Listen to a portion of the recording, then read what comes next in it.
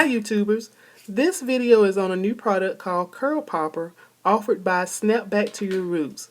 At this point in the video you'll notice that my hair has been freshly shampooed and conditioned, and I've applied castor oil to each section of my hair. So now at this point I'm taking a generous amount of the Curl Popper and applying it to the hair and working it in. Alright, now I'm going to take the liquid lanolin, and I've created a shea butter mixture that I'm going to mix in with the liquid lanolin. And that shea butter mixture contains, of course, 100% shea butter, and I mix glycerin, vitamin E oil, and extra virgin olive oil to that mixture. So now, as you can see, I'm taking just a little bit, and I didn't measure anything, so I'm just kind of playing around with my formula at this point. And I'm doing this because it helps seal in the product and the moisture and keeps my hair soft. So as you can see, this is what the consistency looks like once it is mixed together. So now at this point I have some of that mixture on my hands, and yes, I did use too much, but I did rectify that issue later on in the video, and I'll discuss that later. So as you can see, I'm working in that mixture, and I've detangled my hair, and at this point I am just simply doing a braid out and braiding it all the way to the end. So you'll notice now that you do see the creamy residue on my hair, and that does absorb and is not seen once the hair is dried. So here we are again, taking that curl popper, applying a generous amount, as you can see there in my hand, and applying it to the hair. And again, just make sure that you work it in. I'm going from the root all the way to the tip of my hair with that curl popper. And of course, sealing it in with the shea butter mixture.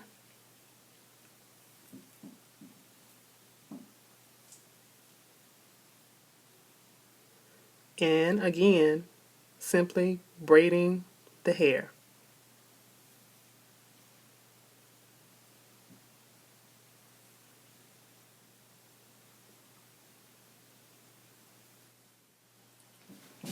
At this point, I've completed all 4 sections. So here's what it looks like in the back.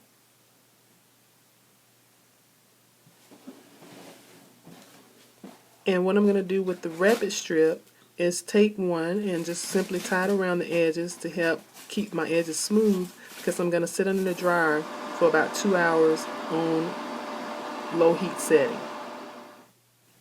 So here we are the next day. I've taken out each braid, and as I mentioned earlier, I did use too much of the shea butter mixture and lanolin mixture.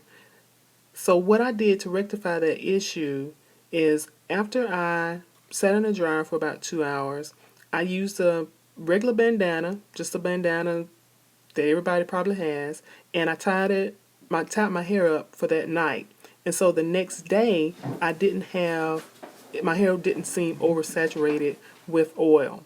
So as you can see, I did not have to apply any more oil during the takedown process. And here's what my hair looks like in the back the next day. And so what I'm going to do now is just kind of style it and show you the final results and a few pictures. Here's the results from day 1 after I finished styling. As you can see, I have a lot of definition, a lot of shine and body.